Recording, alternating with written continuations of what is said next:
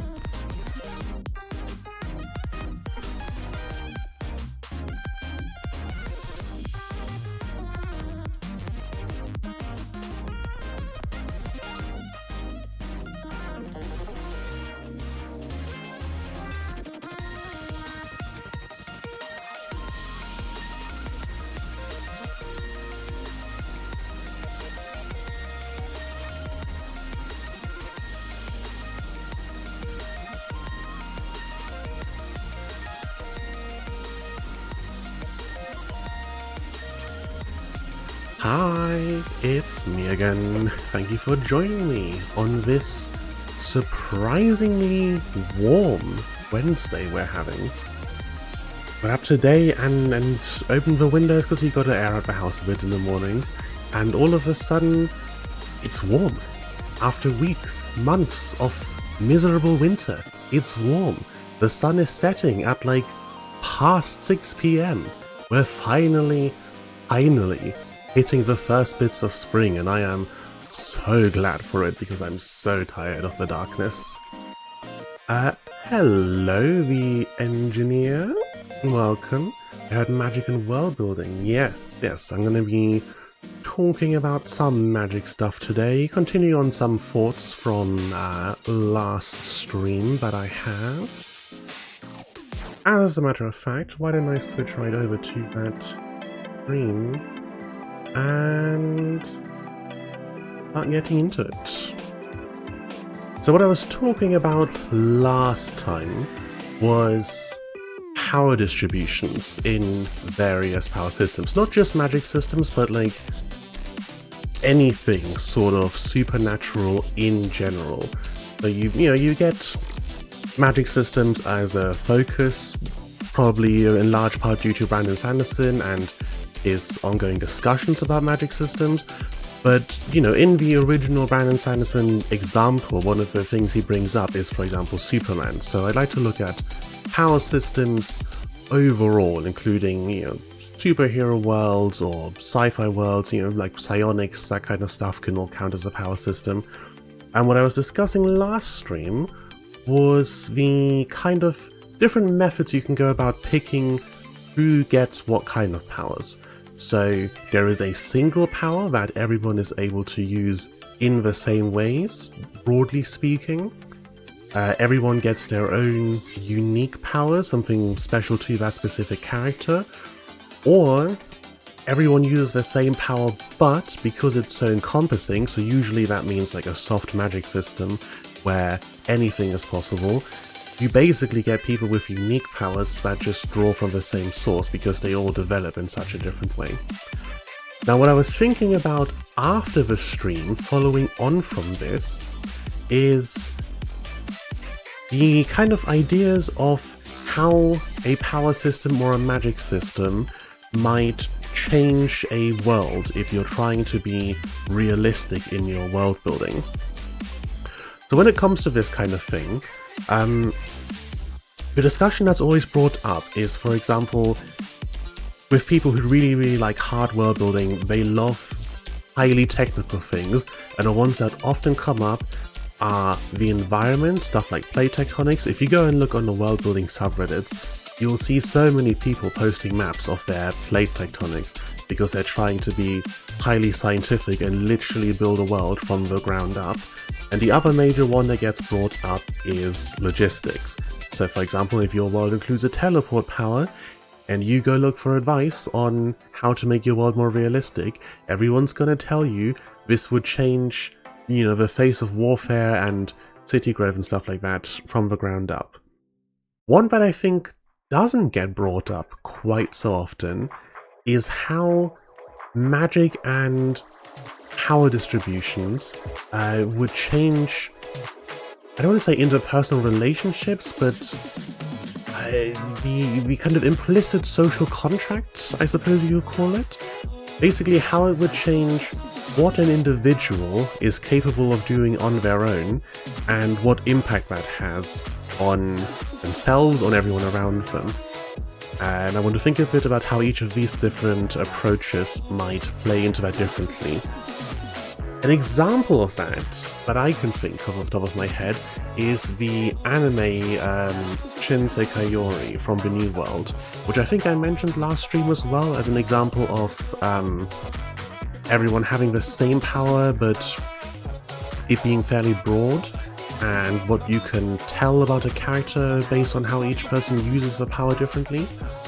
In that anime, minor spoilers, you do find this out fairly quickly, there is some history of basically humans suddenly developing psychic abilities and society being completely upended because some people were simply way stronger, and suddenly an individual who before would never have risen to power because their tyranny would have gotten them kicked off the throne immediately, is now able to hold on to their power because there's literally no one that can stop them.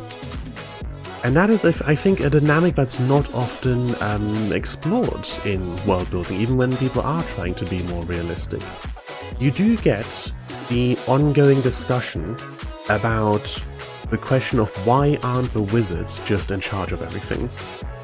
So before, you look at classic fantasy and there's like wizards in their towers and they're fairly removed from the affairs of the world. They don't get very directly involved a lot of the time, which is good for the authors from a storytelling perspective, because if they do get directly involved, how do you go about including someone that's just flat out stronger and probably immortal and just in a better position than everybody else? It's the same problem that you get with vampires as well, and any immortal race really, including elves, for example, get brought up in this discussion a lot as well.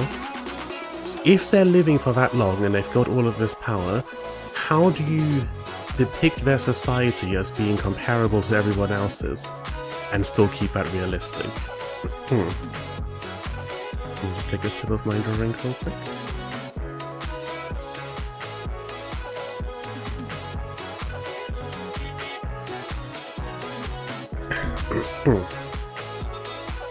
And what you end up with as a response, due to, in part, I think, the current kind of climate in world building in regards to hard magic and stuff like that, is two approaches. One, where the magic is made so conditional and costly that mages actually aren't at that much of an advantage compared to everyone else. And the second, where basically the mages are just in charge. Right? Like, a few world builds have basically gone, yeah, actually, these people would be in a better position. I say a YouTube ad in the background, let me... That? Okay. Right, because that's basically... it's not the obvious conclusion to come to, because what you see at first, if you start looking for discussions about this, is a lot of people trying to justify how society would react to people having magic in a way that would prevent this. Because it's not a rare trope to have hidden magical worlds in a lot of fiction, with the justification being, oh, we can't reveal ourselves to humans because there's so many of them. If a fight broke out between those who do and don't have magic, those who don't would win by sheer numbers. And then a bunch of people come in and basically power game the magic system and go, actually, hang on, no they wouldn't. That would be ridiculous. I think Skullduggery Pleasant was one world where that was explored, the book series.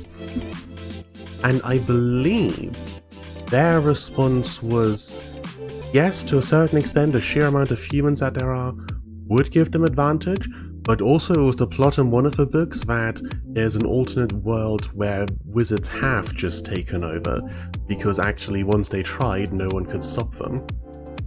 I think in Harry Potter, there's a bit, I don't know about the books, I've only seen the movies, but there's a bit in one of the movies where someone basically goes, hey, why don't you just use all of this magic to, like, fix things out in the world? And one of the wizards goes, well, we can't go solving everybody's problems for them, they've got to learn for themselves.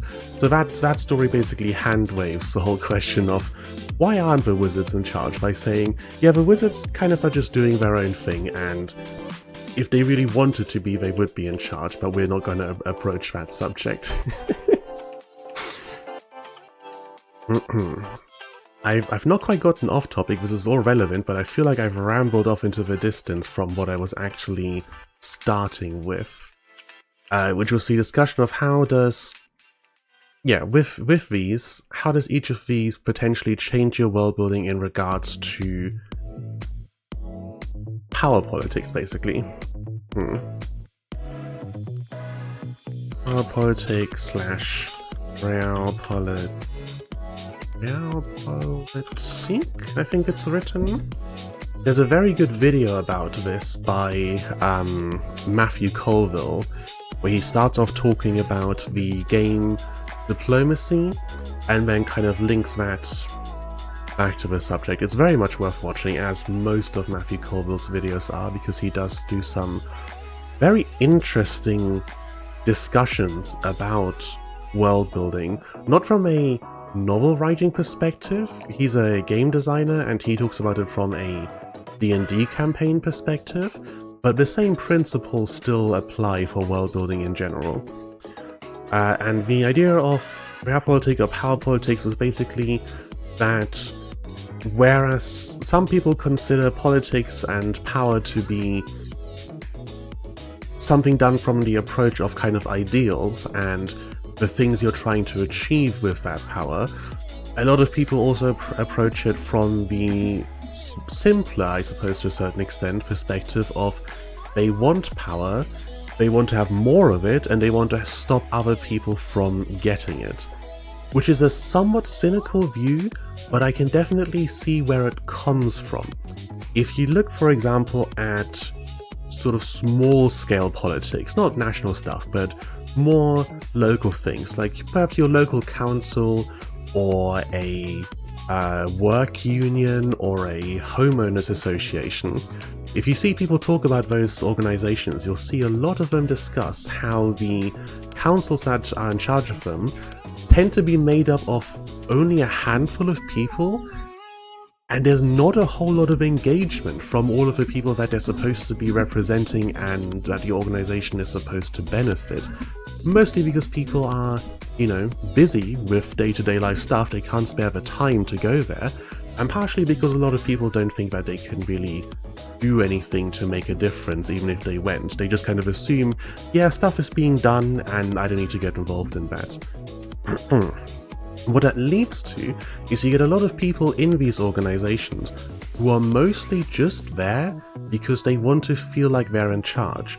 And that's where this kind of politics comes in, where if someone goes there and actually wants to get something done, wants to make a change and improve something for the better, they're immediately starting at a disadvantage because they need to play the game to get power and then expend power in service of their goal, whereas everyone else is just playing the game to get and stay in power and can focus purely on that and not even maintaining the status quo, but ignoring the status entirely because it doesn't matter to them. Now, how does that change if one of the people involved in the equation is a dragon? A giant fire-breathing beast of legend who rolls up and says, I want it done like this now, and if you don't, I'm turning the next couple miles of countryside into a blazing inferno.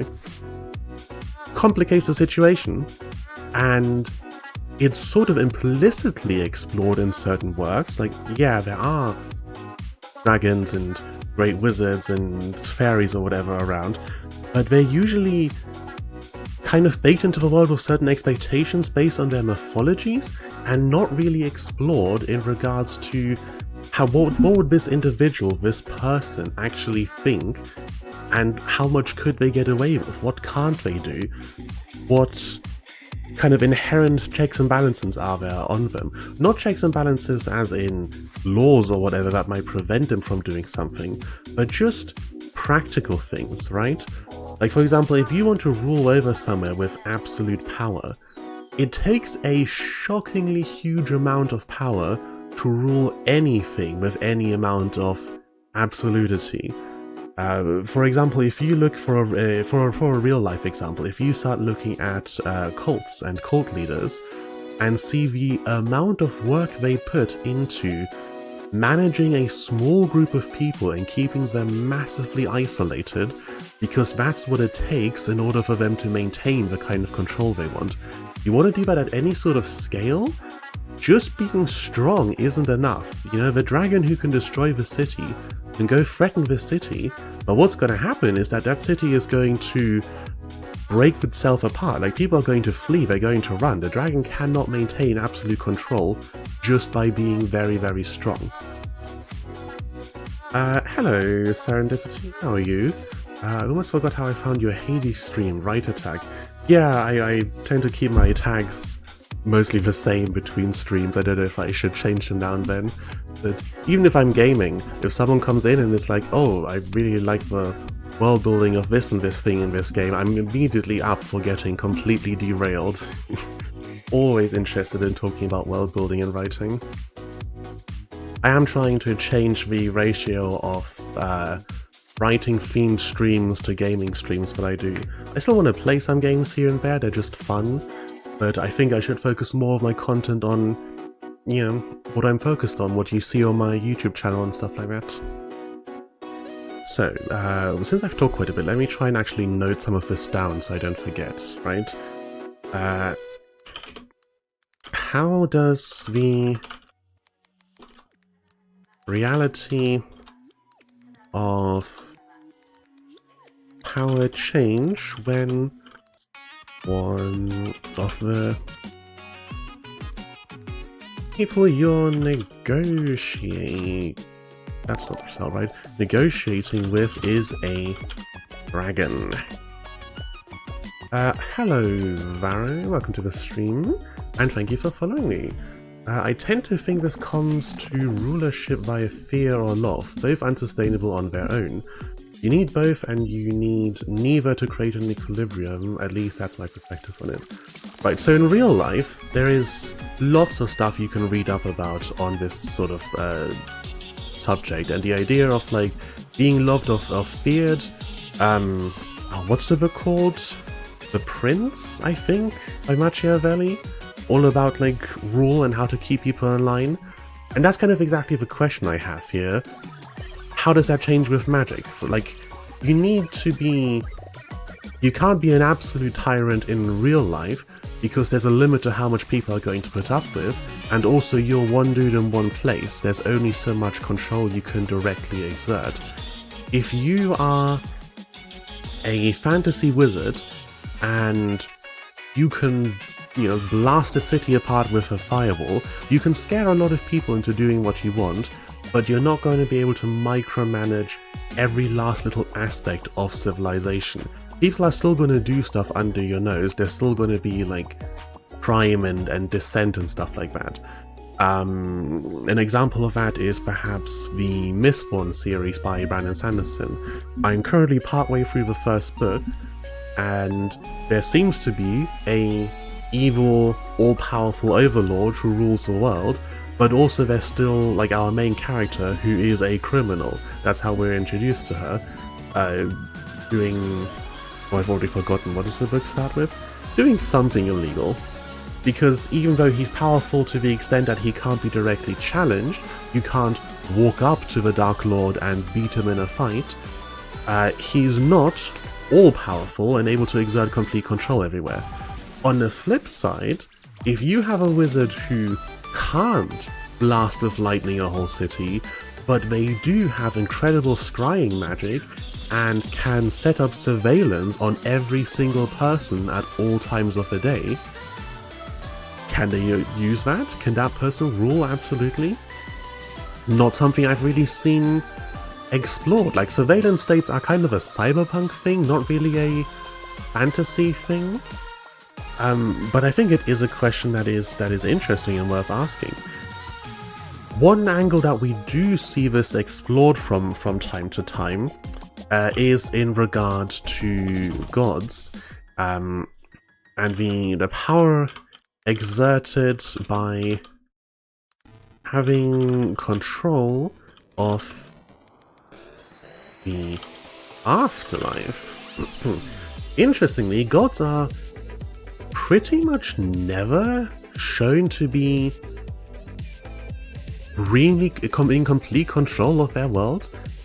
Like, the only time you see gods in a fantasy world be actually omnipotent or whatever is when they're not directly involved, when they're the kind that believes that in order for, you know, the world to be working properly, there has to be free will and they can't be in complete control of everything. And I think that's a concession to reality, right? You are writing a story, you're writing a novel. Sometimes you can't take an idea to its logical conclusion, because the logical conclusion is that you have no story to tell. That whatever you've just thought of immediately just eliminates the plot entirely. You know, if your big bad is genuinely unbeatable and him winning means that the heroes die in the first act, then you don't have a story, right? So he can't be unbeatable, or if he is, your story is now a grimdark tale of survival in a lost world, you know? Yes, I think at the core the intent is where we, in context to understand the cascading concept. Why is someone seeking power and what means are they willing to utilize? That's always an interesting discussion as well, the, you know, how far will you go? But that kind of goes back into real world morality more than it does the differences between real world and fiction, right? Like, how far is someone willing to go applies to regular real people as well as it does to fictional people. How far is someone actually capable of going is the question that I'm interested in regards to magic. Like, if I decided today that I want to see change in the world, well then I'm gonna have my work cut out for me, because I now need to get into politics and work with people and compromise and make deals and stuff. If I could teleport the moon out of orbit, that's a very different situation. Suddenly I've got a shocking amount of bargaining power. In the anime Overlord, there is a mage called Paradigm Fluda who serves an empire that's adjacent to the new kingdom being set up by our main characters. And one of the plot points is that the Emperor realizes that his mage, Paradigm, is obsessed with learning magic and getting more powerful, and his new neighbors include a overlord, a lich, who's incredibly powerful magically. And there's a very interesting scene where he talks to his advisors and asks, if this guy is betraying us, what kind of impact would it have? Could we, like, quietly, politically maneuver to have him removed from the public eye, removed from power? And the answer is no. Because of his magic, this guy is single-handedly preventing other nations from putting political or military pressure onto the Empire, because he's just that powerful. That's not a thing in real life, right? No real-life politician is essential or irreplaceable. If one of them died today of a heart attack, then life would go on. Maybe that's a concept of power being obtained through the relinquishment of control to some extent. This could be why seeking total control always leads to failure both in fiction and reality. That's a kind of narrative discussion more than a practical one. It's kind of an issue of what message do you want to send with your work. In real life, seeking total control fails because it's just not practically possible. You can't be everywhere at once, you can't do everything yourself, one person's only capable of so much, so basically immediately you have to start delegating power, right? Like, you want to be in charge of a group of people, okay, unless you keep all of them at your side permanently, at some point you're going to have to trust that when they're out of your sight they still do what you want them to, which won't necessarily be true. And that's exactly what I want to look at here. In a fictional world, maybe you could do that. Now, as to whether you should and what that would look like in a story, that is a different discussion. I think I personally wouldn't want to write a story where someone succeeds in taking complete and absolute control of everything, unless I were trying to discuss what that does to them and what the implications of that are. Because that is also an interesting one. I've seen a couple, not stories, but like artworks with lore, long time ago. I don't know if I'd be able to dig them out again, but they basically depicted someone just suddenly waking up one day and realizing that they've become God. They're now omnipotent, omniscient, they can see everything and do whatever they want, and they use this great power to do exactly nothing because they look at the world and go, well, what changes can I justify? What am I, like, even now that I can do this, what am I reasonably allowed to do to the entire world? Would it be right for me to make things better for everyone in a way that I believe is better, but they might not necessarily agree with? And that's one of the ways that you could write something like this, that you could write someone achieving absolute control, if that were a story you were interested in.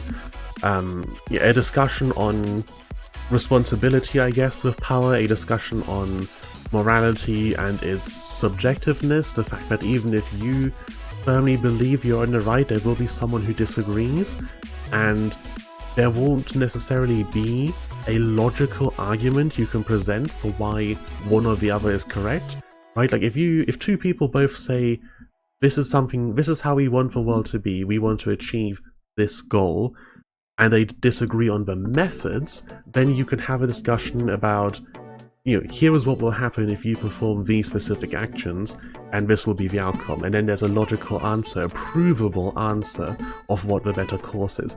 But if two people disagree because they both feel differently, well, then it's a discussion of persuasion and emotion, and if one of those people doesn't even know that the discussion is taking place, it's happening purely from the other person's perspective, as they decide whether they have the right to overrule the other person. That's very interesting. You could definitely write a whole story exploring those themes. Let me just take a sip from my drink.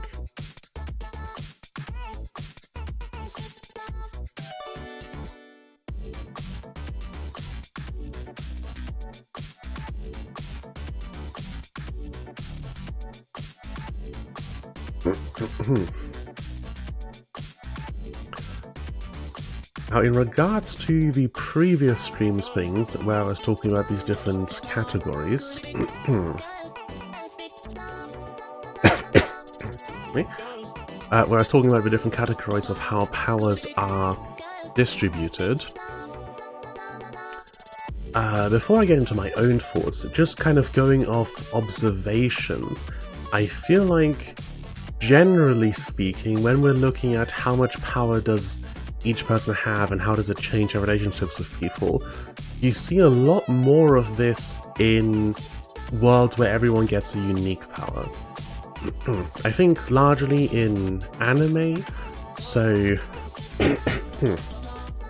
stuff like Jujutsu Kaisen, My Hero Academia, what's it called? It's a certain scientific railgun in English. No, that's something. I think it's something along that line. Let's just make the acronym a certain scientific railgun. The spin-off series to A Certain Magical Index, which I think has surpassed its original just because I like the main character more. But like in these stories, you get various characters who just got lucky and have a power that's way more impactful than everyone else's, and that warps their entire relationship with everyone else. So in Jujutsu Kaisen you have Gojo Satoru, and the way he interacts with everyone else, like there are established power structures and procedures and stuff like that, which he is repeatedly shown just flat out ignoring. But not only does he get away with it, he's almost rewarded for it, because everyone knows he's way more powerful, and as long as he's on their side, they're perfectly willing to let him do as he pleases, because what he does benefits them greatly, and they can't replace him. In My Hero Academia, it's a whole plot point for a couple seasons, how All Might's sheer strength and his ability to be the world's greatest hero set him apart and built single-handedly an entire society essentially dependent on his existence, because everyone believes they're safe as long as he's around. And then we get the transition from him to Midoriya, and how that changes, because even though Midoriya has the strength, he's new to it, there are drawbacks to using it, and also he doesn't want to build the same society, he wants to build one that can stand on its own. And that comes about entirely because of this system of everyone getting a unique power and the fact that some of them are just flat out more impactful. If everyone had the same power, even if some were a little stronger than others, would one person be treated as such a standout celebrity almost? Would one person be put into a position of such immense authority over everyone else willingly? Because in the example I gave us before from the New World, everyone does use the same power, and it's got multiple applications, but it's not broad enough to really fit into this bracket. And still some people rule unquestioned because there's such a difference in strength between them and everybody else. But while they're unquestioned, it's by practicality, not want. If anyone thought for a second they could do something about them, they do it immediately. Whereas with these people, it's never the quote-unquote good guys who think about removing them, it's only ever the bad guys who want to do that because they hate having them in their way. So it's a very different dynamic. I think there's a lot to be explored there. Examples for everyone uses the same source but it's super broad. Maybe the Wheel of Time would count? Wheel of Time?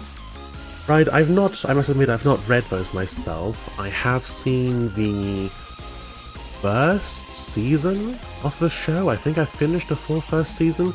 I've seen a lot of videos talking about it because it's one of those fantasy classics in the same vein as Lord of the Rings is, right? Or depending on how deeply you read fantasy, like Malazan and stuff like that. And in Wheel of Time, there's literally the one power, right? All magic comes from the same source, it is the one power. But how strong an individual is and what exactly they do with it can vary wildly. I think in the show we see a few examples of kind of generic, like, force wielding, but then you get people like manipulating nature and healing, and I think there's one scene where they're filtering materials, like they purify water by filtering all the dirt and silt out of it with magic. So a very, very broad ability with an equally broad spread of how able people are with it. And I think maybe that's another point worth noting down for this one in particular. In these worlds, there is usually a big difference in how strong individuals are. So in the worlds where everyone gets a unique power, strength differs kind of by necessity because different powers can do different things. Someone's ability, depending on how narrow it is just not going to be suitable to every situation, but will be suitable to some that nobody else's is. So power here really comes down to how do you define power. Is someone who can bring down a building more powerful than someone who can heal any and all injuries? Both of those are extremely desirable powers. In fact, people would probably want the second one almost more than the first, but the person who has the first can bring the one who has the second under their control, which is why discussions of power usually come back to discussions of force, of physical power, of monopoly on violence, simply because everything else can be acquired from there. In worlds where everyone uses the same power, I think off the top of my head, those tend to be fairly even. You get your chosen ones still, right? Like you get the main character who just so happens to be able to do everything that much better than everybody else and they're somehow way stronger. But usually if everyone's using the same thing, it, I guess, makes more sense from a narrative perspective for the power levels not to be hugely swaying back and forth. Sorry, let me just take a sip.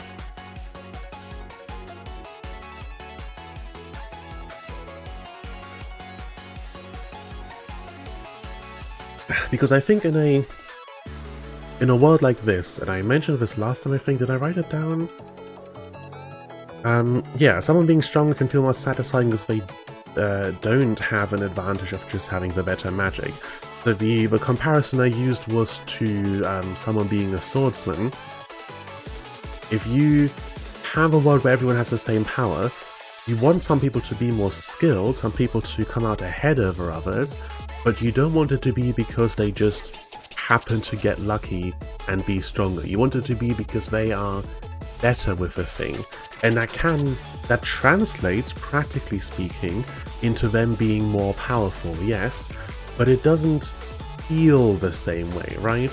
Like if you as a reader are reading a story and the author tells you this guy is the better swordsman and that's why he wins the fight, you'll be impressed with him for achieving a higher level of swordsmanship. Whereas if you've got two people and you say, this guy wins because he's got the bigger mana pool, that doesn't feel very earned, does it? Right? Like if it's oh, he's studied harder and become better with his magic, then sure, but if it's just, oh yeah, he's got the natural advantage, then does the art itself really matter at that point? If you get two swordsmen fighting and one of them wins because he's just a bit taller and has better reach as a result? I don't know. Doesn't feel as good. Would you consider Heroes, the old show, aligned with this concept? Evolutionary, but power is widely varied, distributed and bothered, or would this be more December? Oh, Heroes. I've heard of that show. I'm trying to remember what I know about it. Oh, I only remember that it exists, not any of the details. It's evolutionary, but power is widely varied, distributed, and wielded. If Heroes was like a superhero-esque show, like some people start developing special powers and it's like they're keeping it like they're not out in the open like in, I don't know, what's a current superhero show? The Boys? It's not like in The Boys where heroes are public, but everyone is getting like their own special superpower, right? So I would assume that fits under the everyone gets a unique power umbrella then. I think it's important for me to specify that with these, it's not so much the technical details of the source here that matter. More so what matters is what actual effect it has. So like in Hero Academia, everyone's quirk is, I think it's supposed to be just human evolution. The quirk factor is just a thing that appeared, and it's genetic. So technically, they're all coming from the same source. Same with Jujutsu Kaisen, the sorceress, the cursed sorceress abilities all come from using cursed energy, but they all express themselves super uniquely. And in a certain scientific railgun, they're all espers, they're all using esper abilities, but everyone gets their own one. This one could almost even be moved down here, because you do get lots of people with the same esper abilities. It's just that our characters that were shown have their own unique ones because it's more interesting as a story that way. Some are the same as MHA, I would say. They develop them and it's new, so everyone goes through a sort of learning arc. I would put that under everyone gets a unique power. And I think the major difference between these two is less about where does the power come from, because as I said, these all come from the same source technically, but more in how much of a choice it is. People in these worlds get their power, and that is what their power is, end of. People in these worlds, like, magic exists, and they choose to learn this particular branch of magic. They could have done something else, they could switch later on, but this is what they picked. That I think is the distinction to be made between these. I'm trying to think of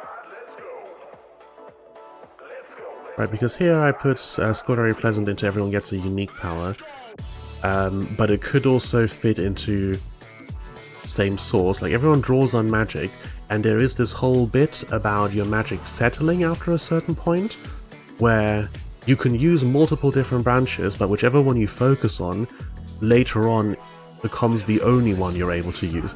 Except the story then, and I think this is a bit of a mistake on the author's part that they did this, I still like the books, but later on it becomes clear that one of the types of magic, which is adept magic, is just the I want to hand out cool powers to my character's magic.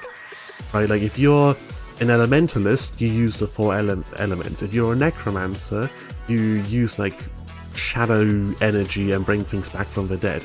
If you're an adept, you do whatever the hell you want, but only one thing. Your power can be whatever, but only the one thing. Which is why I think that fits into everyone gets a unique power. After a certain point, you are locked in and can't switch. Whereas everyone uses the same source, is there is a thing providing powers and you are picking, I want to do this thing. And I guess most importantly is the overlap.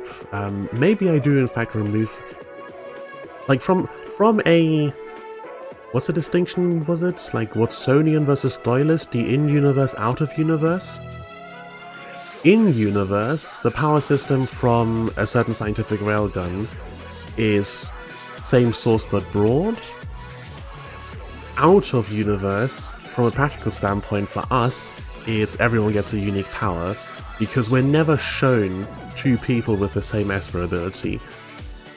Right? Like, maybe some background characters at some point are all firing energy beams, but all of the important named characters, even where they have, for example, there's multiple characters with teleportation, but one of them can just teleport at will, with the caveat being that if they want to teleport something else, they have to touch it. One of them, I think, can teleport between other objects between any 2 points they can see, and a third one can only teleport out of people's views, so like he always teleports behind people, which is very funny. He's a meme brought to life, like teleports behind you, it's nothing personal. But they're all different, they're all unique powers. So for us as the audience, practically speaking, this system is everyone gets a unique power. Whereas in universe, there are, like, apparently I think pyromancy at some point is mentioned as being a fairly easy power to acquire, but a really hard one to master. So there must be a bunch of pyromancers running around, which would lean more into this, but we're never shown it, so kind of a moot point.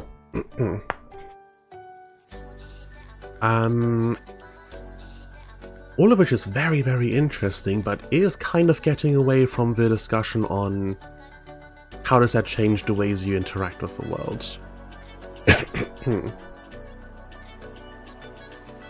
What was I talking about in that regard? How does the reality of power change when one of the people you're negotiating with is a dragon? And the fact that there's gods. Okay, so let's try and make some points about how each of these fit into the social, political, military power discussion. One of my monitors keeps flickering, which is very concerning. I really hope it doesn't shut off. That would be very inconvenient.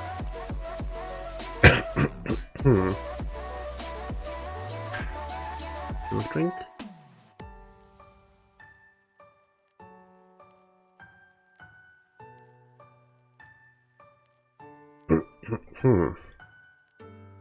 Okay, so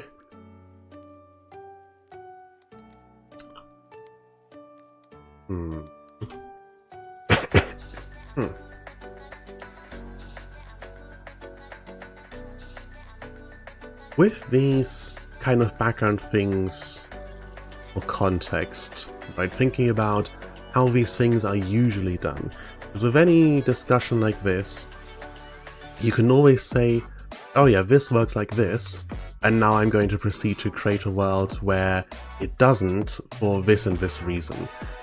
So it's not terribly difficult to render any discussion like this moot by just doing it differently, but we're looking at why, like, how are things done usually, and most importantly, why? I think that's always something worth considering when world building. Sure, it's just fun to do, right? World building is a fun activity, and it's very interesting to just throw your ideas down like this, but also it's worth looking at why certain things are done in certain ways, because if you intend to present your story to an audience, how they'll react to certain tropes is going to be very important for how your story is received. And also you might do something or choose not to do something because it feels right or wrong, but then not know why you made that choice. And if you did know, it might enable you to make some more interesting decisions that you'll enjoy even more than the stuff you're already doing. So it's always worth looking at the practical explanations for why things are certain ways. So like I said earlier, the fact that like the power of the gods is almost always limited. Either they're not, you know, an Abrahamic, omniscient, omnipotent god, or there's some kind of rule or accord that they're not allowed to interfere with the mortal world directly, something like that. Because it's just not practical to have them otherwise, right? If you include an all-powerful god, then you now need to justify why there is a plot. Why did God not just snap his fingers and fix everything? I think this is something that superhero comics have had to do like a dozen times over, and their usual answer to it is the whatever higher power they've introduced going, it would be wrong for me to interfere because it would take away your free will. Or like, there can't be good people and, you know, people choosing to do the right thing if they don't also have the ability to choose to do the wrong thing. That's the usual explanation that I've seen in comic books. So yes, the practical. Context is key, yes. Very much so. Especially with writing, because some of the things you come up with won't apply in every genre of fiction. What's perfectly fine in one genre could be a terrible mistake in another. Like for example, what's an example of this? Maybe mind powers? Sci-fi can get away with a lot in regards to psionics and mind reading and stuff, whereas in a fantasy, where it's more grounded usually and more like down to the individual, it quickly becomes an issue if there's mind reading, because you can solve so many plot threads with someone just looking into someone else's head. Whereas in sci-fi, it's like, you could look into their brain if they weren't on a spaceship 12 light years away entirely out of your reach. At any rate. So everyone gets a unique power, comes with the immediate one of some people will have one that's way stronger than others. If strong enough, or immune to others, they can do whatever they want. Immediately, I said, like in My Hero Academia, right? Like All Might is unstoppable, basically. Like who's gonna do anything to stop All Might? He's too fast, too strong. His only potential enemy is actually maybe. The show is still ongoing, so I'm gonna go ahead and stop myself there for spoiler reasons. Just in case. But the point of it stands of, if someone just gets lucky, then suddenly their entire position in life changes. I suppose that's another thing to note for these. The powers are usually not there from birth. People usually gain or unlock their power sometime later in life, which is a very sensible thing for the author to do, because you don't want to really have to deal with writing about fireball slinging babies and how on earth their parents are supposed to handle them. I think most authors aren't cruel enough to put their parents through having to raise someone who breathes fire. Some do, and it's always very funny, but those are comedy shows or stories, not serious ones, so they're allowed to get away with that kind of stuff. And as you said in chat, context is key.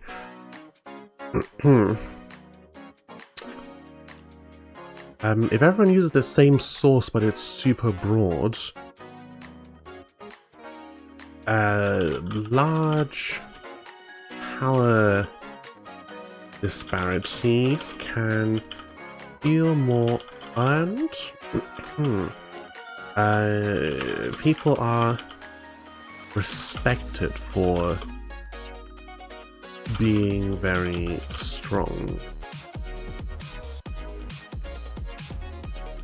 Right, like if everyone is pulling from the same thing, if there is just magic and how much of it you have, how good with it you are, is dependent on the work you've put in to learn magic, then being really good with it is an achievement, right? Like you didn't just win the lottery and get lucky, you earned your way to that strength. And what that comes with is a kind of social power from people believing you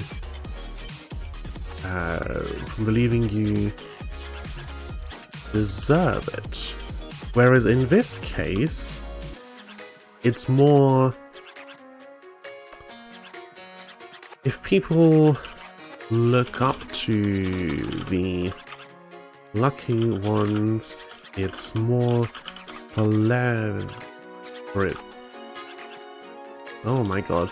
Celebrity worship than anything else.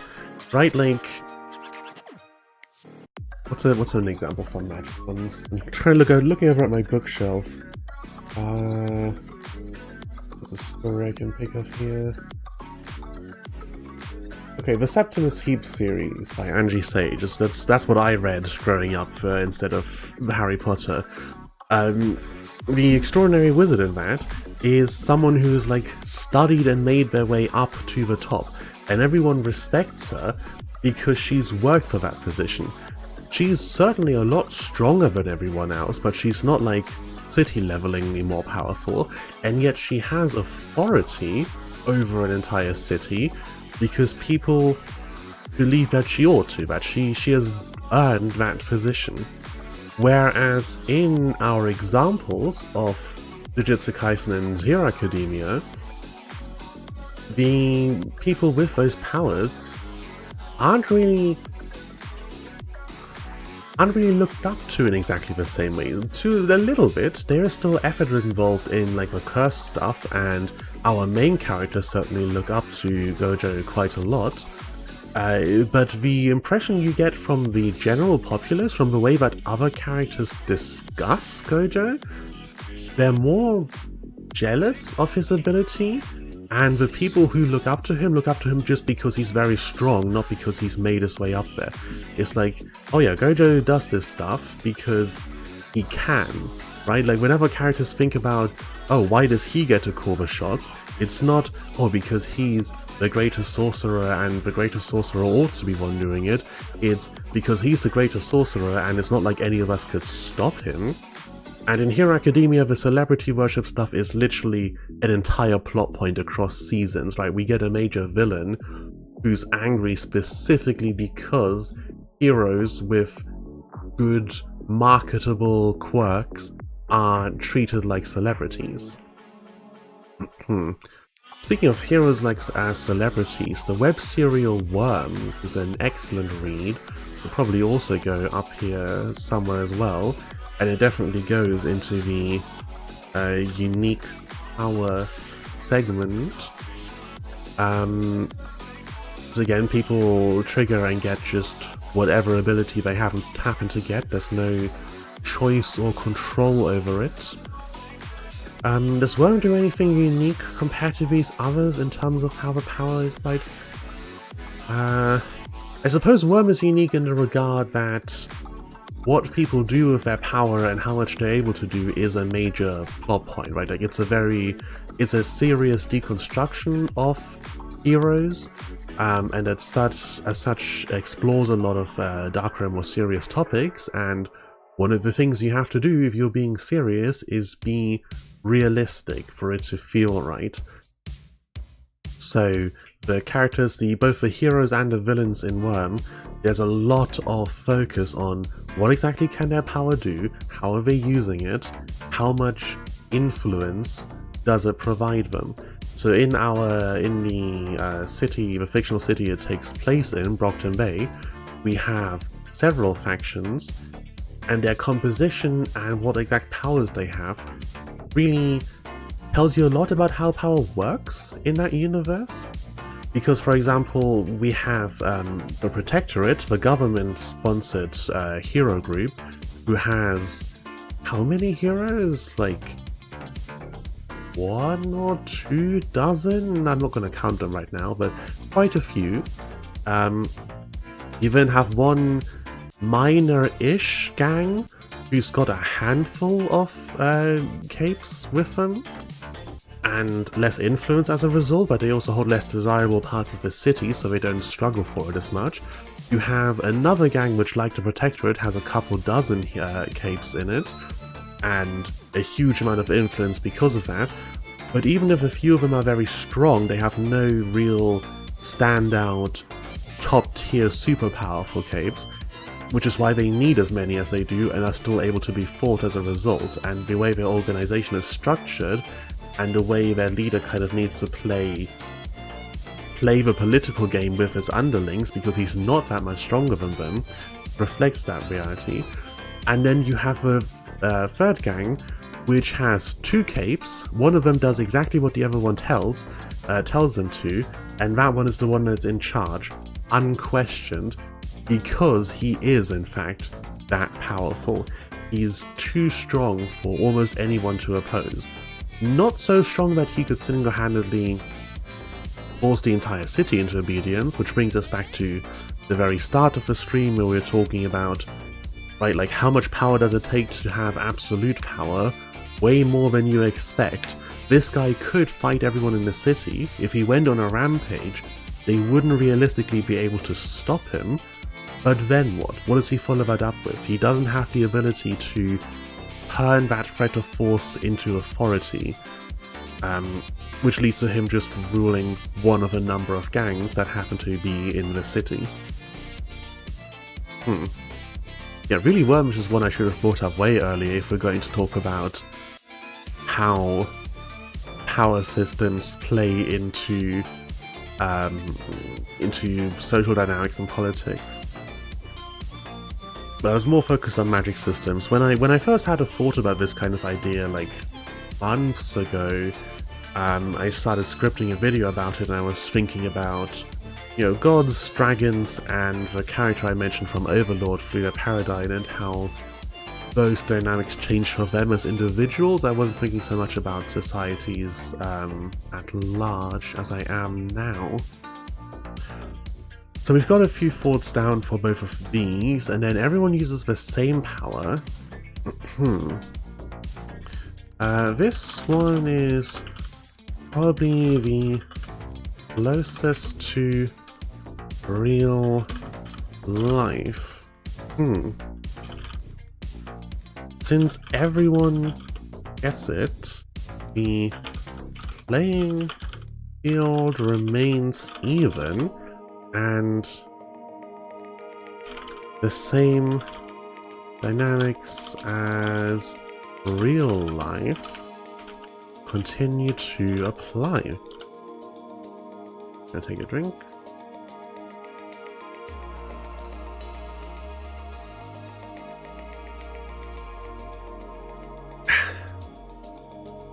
Right, because if everyone gets the same power, then yeah, depending on what that power is, like, depending on what it is, it will affect the world building, but like it will change society at large.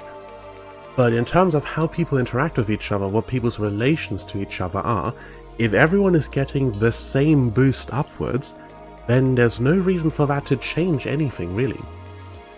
You know, if tomorrow we all woke up with the ability to lift a couple kilos worth of matter telepathically or through telekinesis, that would be a big deal. It would change society and stuff, but would it change social dynamics particularly?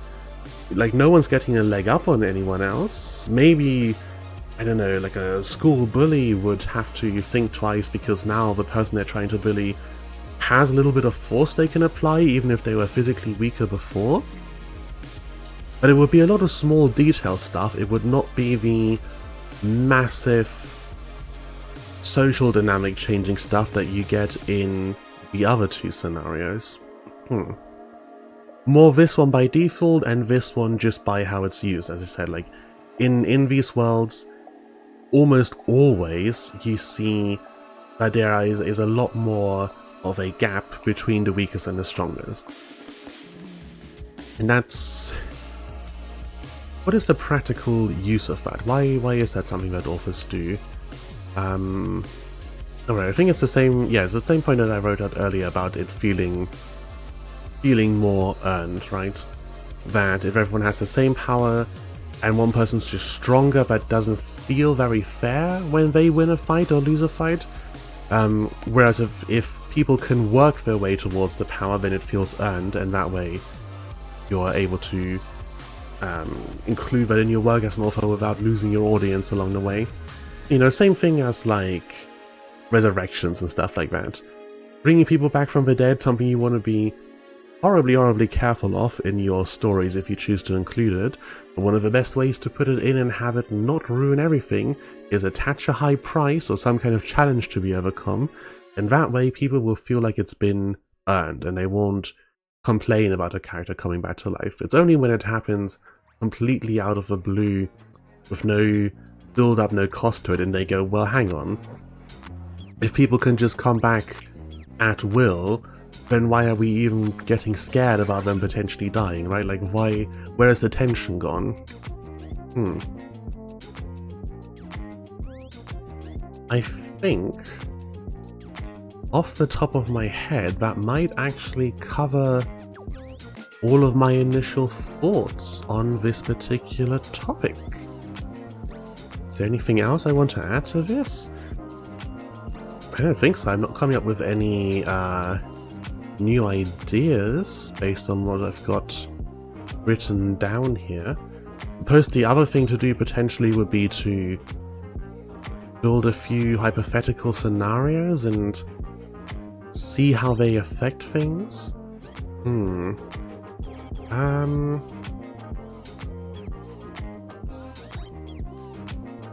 Yeah. I suppose let's have a look at that potentially. So this will be removed from the framework of like how the powers are distributed.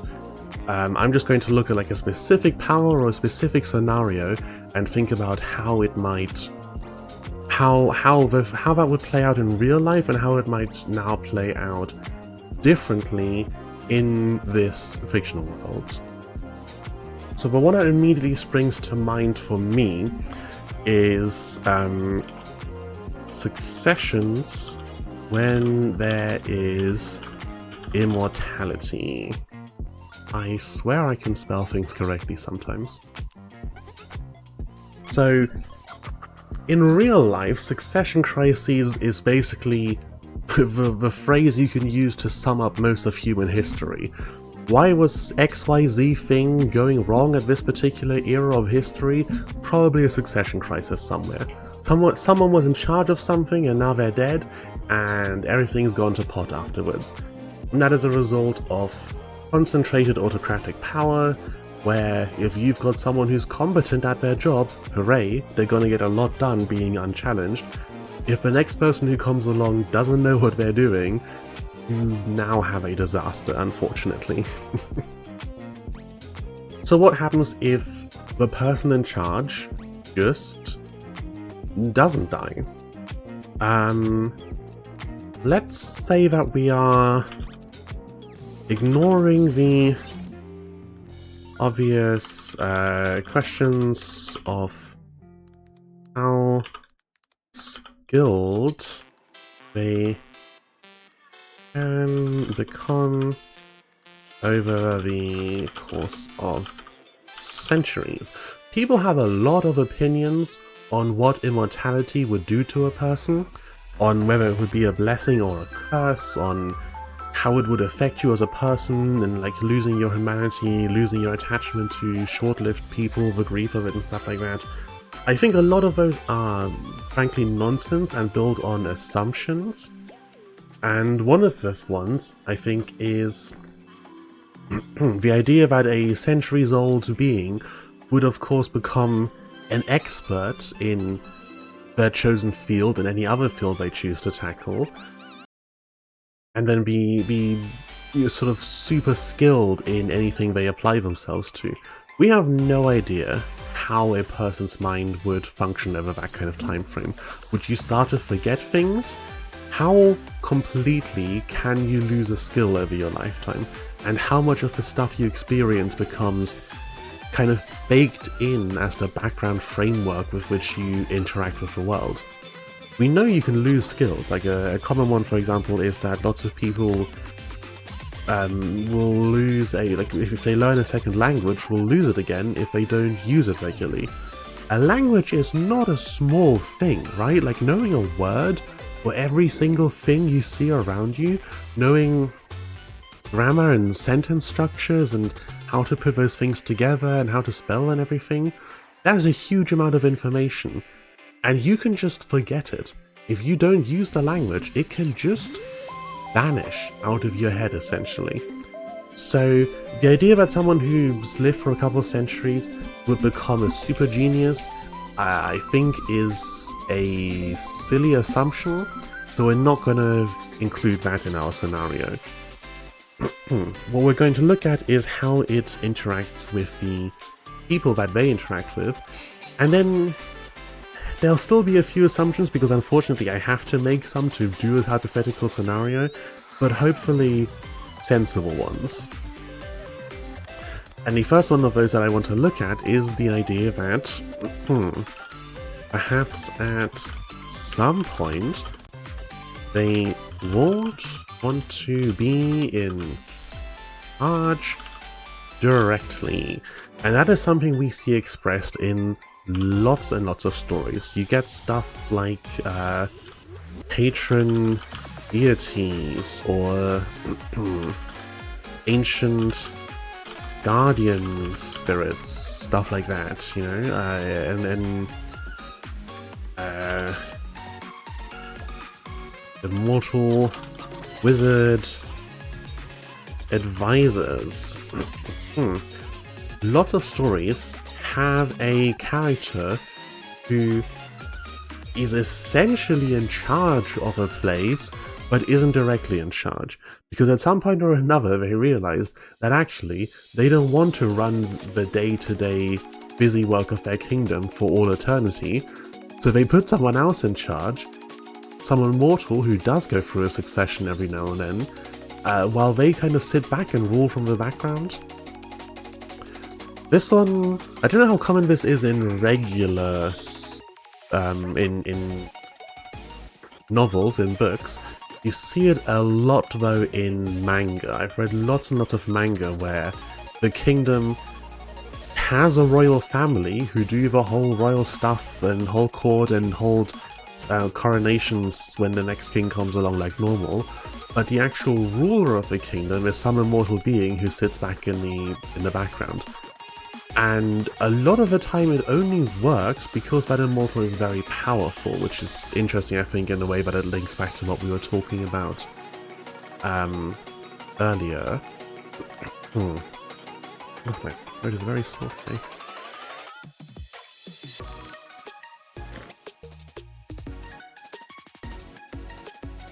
I think I need to start bringing like 2 cups of drink up here, because this is almost empty again and we're only an hour 20 in.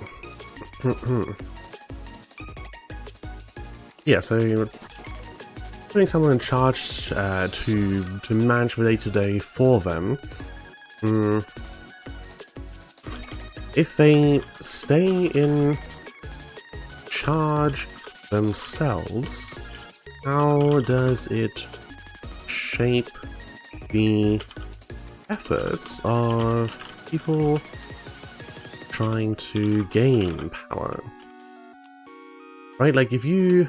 Let's assume that they don't have their own dynasty, right? They don't maintain a family worth of descendants who are now denied the chance to ever ascend to the throne.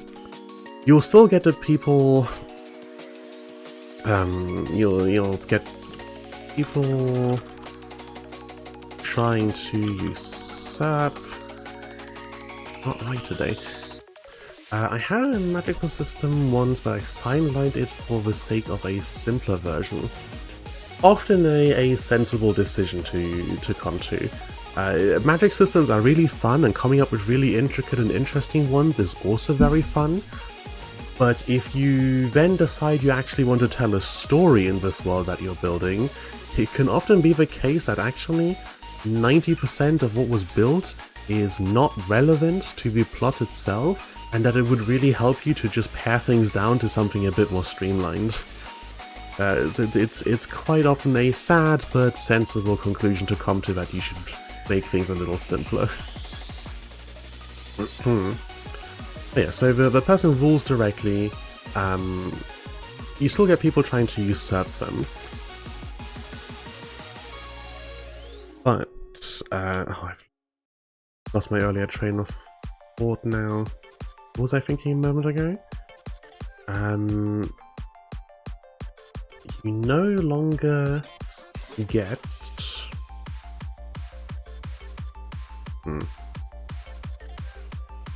Well, whatever.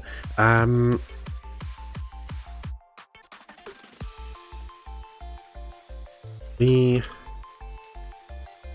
bits of people over generations become more important.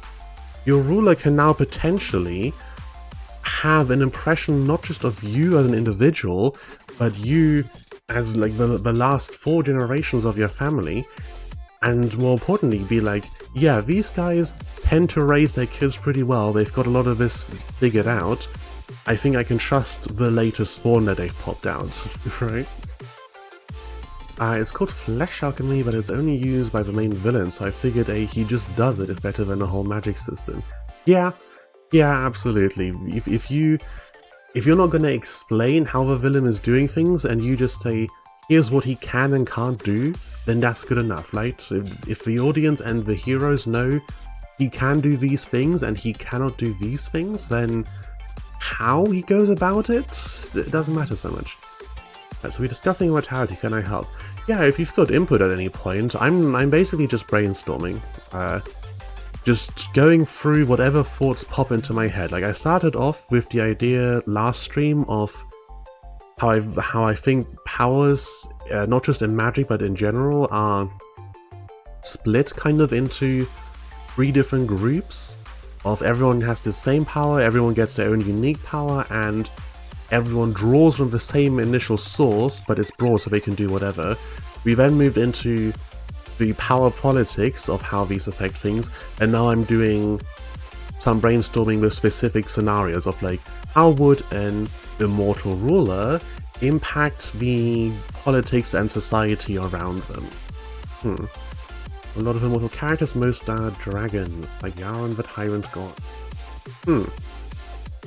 So here, what I'm thinking about is like successions and politics and power in a society where their sovereign happens to be an immortal.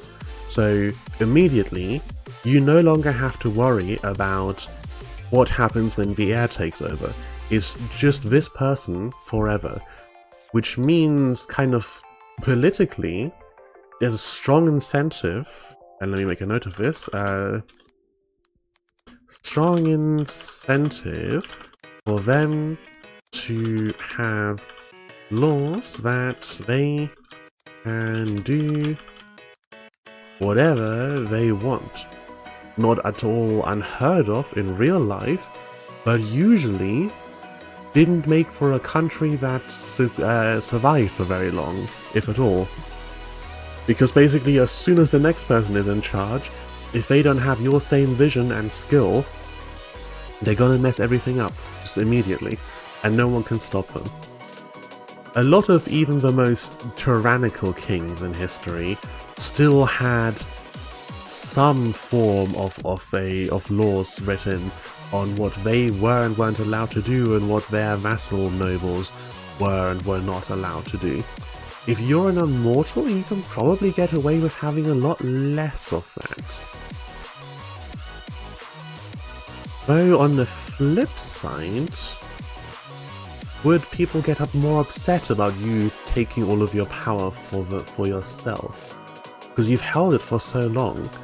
It would on the one hand encourage people to accept the status quo, right? Like if someone grows up and is like, this is our ruler, and he's been our ruler since my great-grandparent, then they're gonna accept it as the status quo. They might struggle to imagine a version of events where that person isn't in charge. But then again, if they make a political move to sideline a particular family and push them out of power, that family, right, like we have in real life blood feuds between different families that last generations.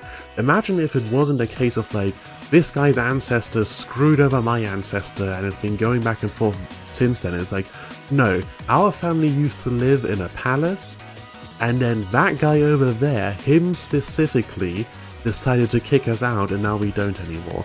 Those would be some pretty bad grudges. So, family blood feuds are now not a generational thing, but rather directed at one individual. It's not a case of their ancestor did this, but he did this. The person responsible is right there. Gambots. That. In Yaren's case, he lost his kingdom to the Scalebreaker family, and every decade he has to duel a member of the Scalebreaker family, and if he wins, he gets his kingdom back. Ah. Why do they allow this duel? What do they get out of letting him duel for the kingdom back, or are they forced to, obligated to in some way?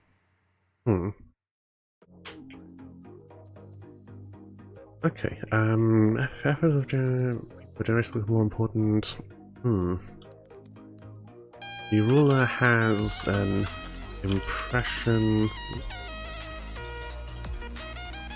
of whether children of a certain family tend to be raised well. As far as that happens to be true, obviously, like nature versus nurture and things changing over time will impact this a lot.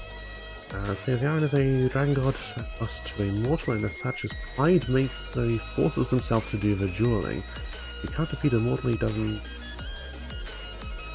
His exile is somewhat self-imposed. I want to have to do it out of attacking. Okay. But it's not working, so if he's still doing the duels, then they're still managing to beat him, that's gotta be embarrassing. Maybe other gods don't hear about that, you'll never hear the end of it.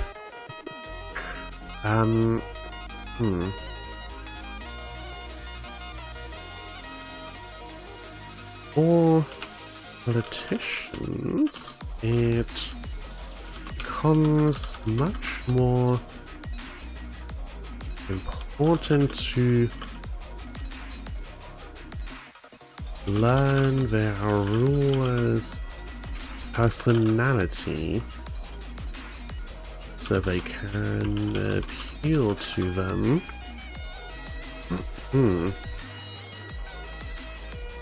Yeah, because if you've got like notes from 3 generations back detailing everything about how this particular individual, I feel like the more I'm looking through this, the more an immortal ruler being in charge is not a world-building exercise from the perspective of how would this change things for the ruler.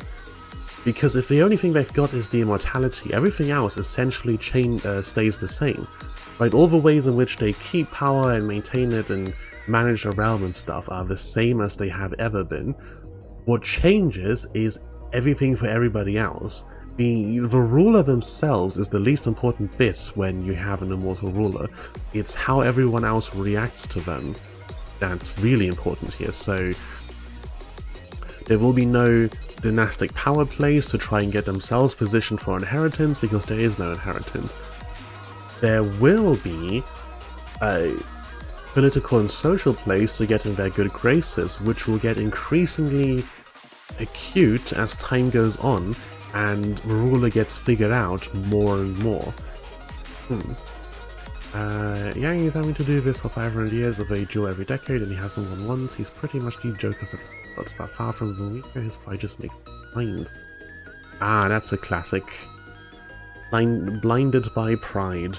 Especially for dragons. That's probably an interesting discussion to have as well, the whole pride thing. Because you ever notice that when you look at fantasy, all of the races that are renowned for being prideful tend to be the ones that are the strongest?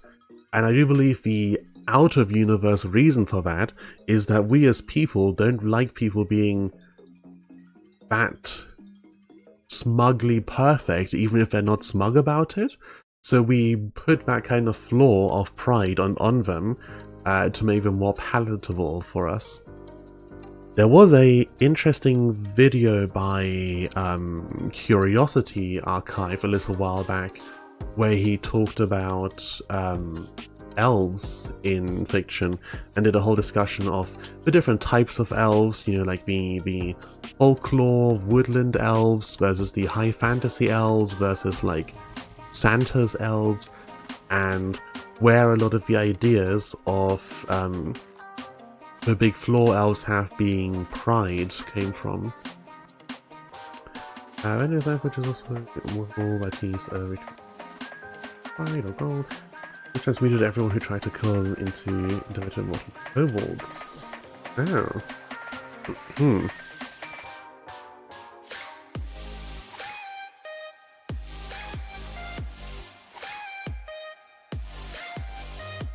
Kobolds are also an interesting one.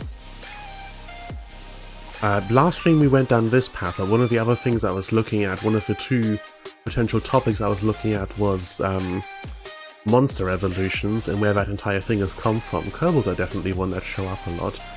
I think there's a lot of lit RPG that focuses on monster evolution, where there's some kind of lizard trying to become eventually a kobold, and the kobold becomes like a drake, into a wyvern, into a dragon, or however the author decides to split that one up in particular.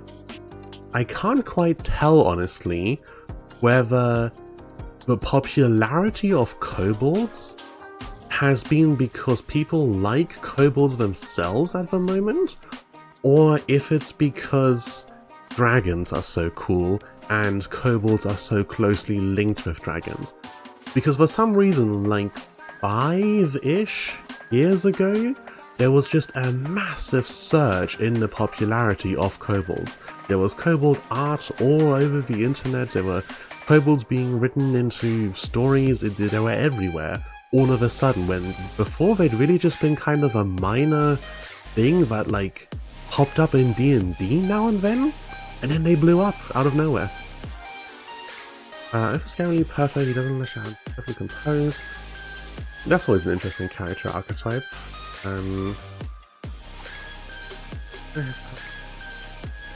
Status so everyone is willing because they have no need for status, simply knowing is enough. The relationship between different types of creatures and power and their subjects is an interesting one. Like there's a bit in Loop Hero that I hadn't really considered much before, but when I was watching the YouTuber Arvak play Loop Hero, he pointed it out and kind of drew attention to it, where classically there's the idea of like vampires as evil creatures of the night and treating humans as livestock, and like a vampire's domain will be this dark, scary place where humans are in constant mortal danger. But in Loop Hero, the setup was that the vampire is like the lord of a local fief, and his subjects actually like him quite a bit because he treats them well and looks after them. And Arvak was like, yeah, that would make so much more sense for a vampire to properly look after the humans under them because they need them for their blood. And it would be much easier to just be nice to them and have someone share some blood than be a horrible overlord. Now, of course, that is entirely contingent on what kind of vampire you've got, right? It varies heavily with vampire type, because some vampires are immediately lethal when they bite someone, some poison with their bites or turn a person into a ghoul when bitten. There's lots of different approaches and scenarios. It's honestly quite fascinating the sheer amount of varieties that vampires have. Right, like some fictional creatures are pretty well defined in how they work. With a vampire, it's like they drink blood, and even that appears to be optional sometimes. Everything else is entirely down to preference. But yeah, so creatures and how they interact with their subjects, with vampires being one interesting one, and in this case, the dragon god.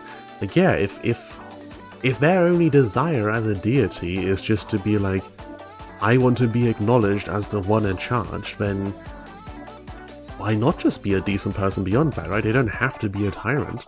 It's not like, if you're an immortal god, it's not like you need your people to provide you with stuff, you know? A real-life ruler might want wealth so they can afford all of the luxury and opulence they're interested in.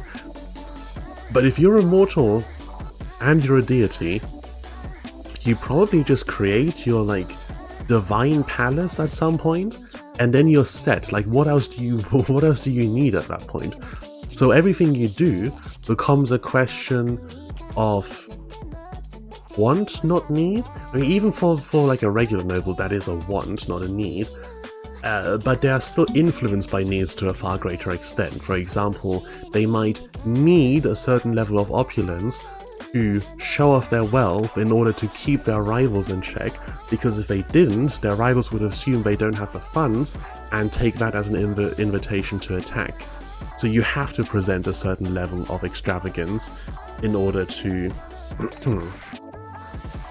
prove that you've got what it takes to stand amongst the other nobles. A god really doesn't have that. There might, even if there's other gods around the place and they've got some competition, they do not have to prove themselves to the same extent as a random local noble in a random kingdom in some corner of the world. It's a very different scale of things. Let me remove that. That's probably a thing I can get into a whole nother stream or video.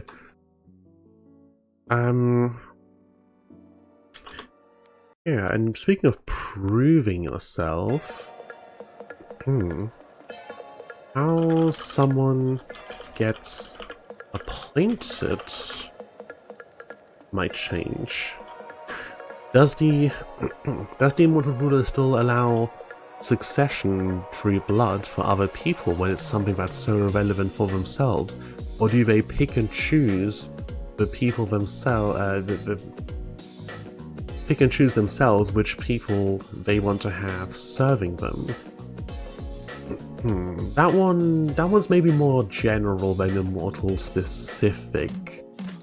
considering that in real life the ways people got to their positions have varied greatly, you know. Some positions have been inherited, like someone gets granted a title that comes with a particular bit of responsibility, but also power, or you know, they get appointed by the local ruler, or in China it was very big to have the government officials taking all these exams in order to get their positions. Sure, there was still plenty of bloodlines and power and money and stuff involved, but there were also actual exams that had to be passed. You did have to demonstrate a certain amount of ability. Maybe not always relevant ability, but at least some capacity for thought. So what might that change like if someone lived forever?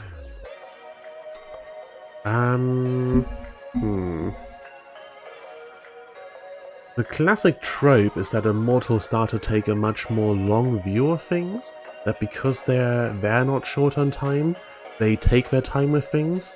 But I think that probably wouldn't make sense when you're actually actively interacting with other people. Like, yeah, you might not rush to learn a particular thing or do a particular activity because you know you've got time for it later. Like, that book can wait, you'll get to it eventually. But the people you're interacting with won't, so you can't take years to decide on the replacement once a position opens up, because in the meantime someone has to do that work, so you've got to pick someone now, immediately. You get no choice about it. Doesn't matter how immortal you are, time waits for no one. Maybe the ways people get appointed doesn't really change. I suppose a little bit. They'll know people more personally. They'll have been around since the person was born and known their parents since they were born. That's kind of the flip side to this point, right? That... oh, Jesus. That, yeah, everyone else gets the opportunity to study the immortal and figure out exactly how they think and how they react to things over the centuries, but also the immortal, assuming their court doesn't grow completely outside of their ability to manage, will also get the chance to keep track of everyone. When a major family has a new child born, they'll be invited to the party, they'll be congratulating them, meeting them, and then they can keep tabs on them at every birthday after, which you can already do in real life, but then it goes a step further because they'll then do the same thing to that person's kid. So they'll see the kid and be like, I can see exactly how you were raised, and I know why it was done because I know your father perfectly, and I know his father perfectly, right? Just gonna finish my drink.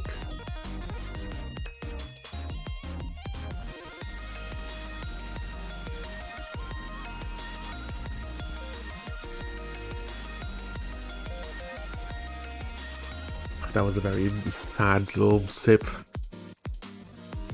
We're all out of squash now.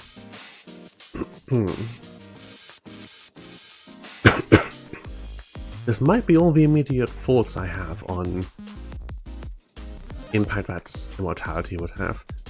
There's some social stuff to consider in terms of after a few generations, right? Like people will grow up knowing that the king has always been the king and consider it status quo, and they'll be very resistant to it changing.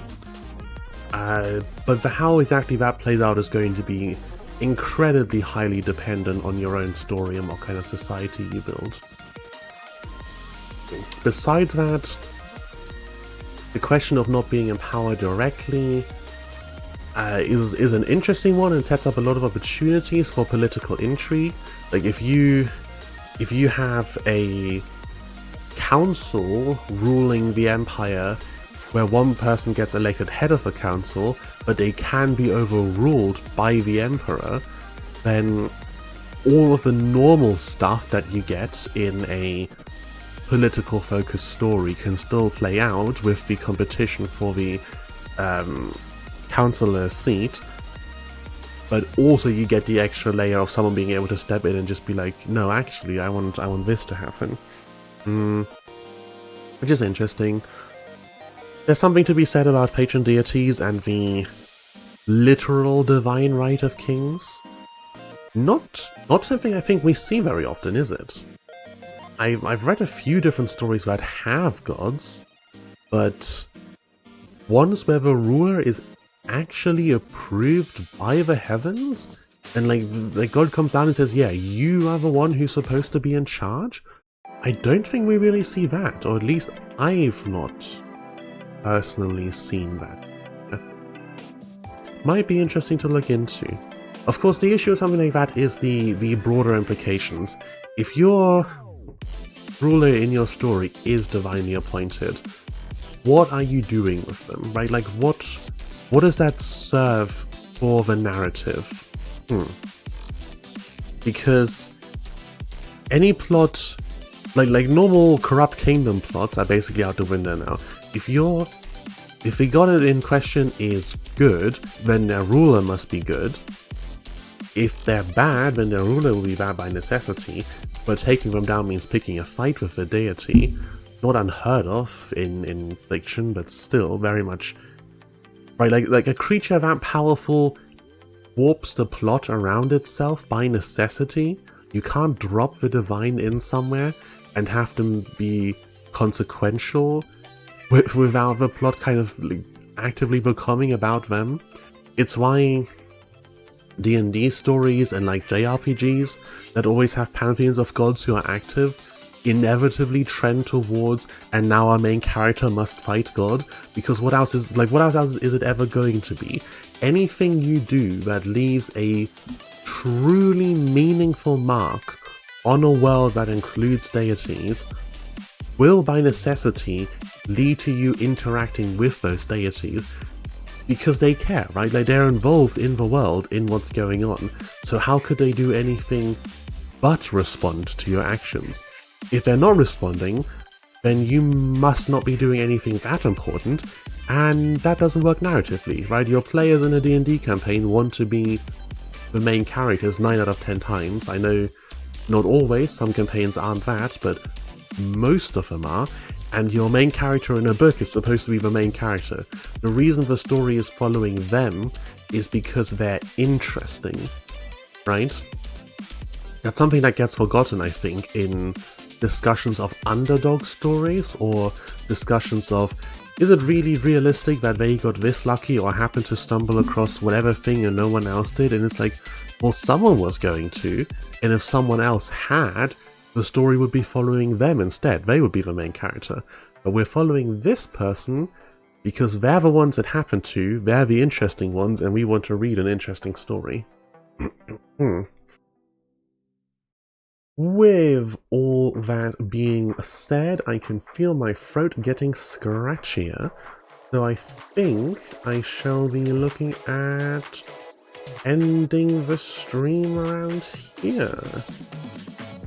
I have been enjoying this kind of content and doing more just writing streams. I like this kind of thing where I just pick a topic and start rambling, just talking whatever ideas I happen to have about a concept. I think it's very useful for me and my writing and world building, and letting me become better at thinking these things through, and as I said earlier, really thinking about and internalizing why I'm putting certain things into my stories, or why I'm avoiding certain things from my stories. I've said it before and I will say it again, you can do whatever you want in your writing, you can make whatever choices you want, just be sure that you are making a choice. Don't do something just because, do it because there's a reason to. That reason doesn't have to be good by somebody else's standards, it just has to fit whatever you want to do, and as long as you're being deliberate, it will immediately improve the quality of what you're doing. It won't make you infallible, you can still make the wrong decision, but making a conscious decision will be better than leaving things to chance. With all that being said, thank you very much for joining me today. Thank you for the people who have been following. We're getting closer and closer to that 50 followers mark, and I am so excited for it. Really looking forward to being able to use all of my emotes at last. So thank you very much for that, and I shall see you next time.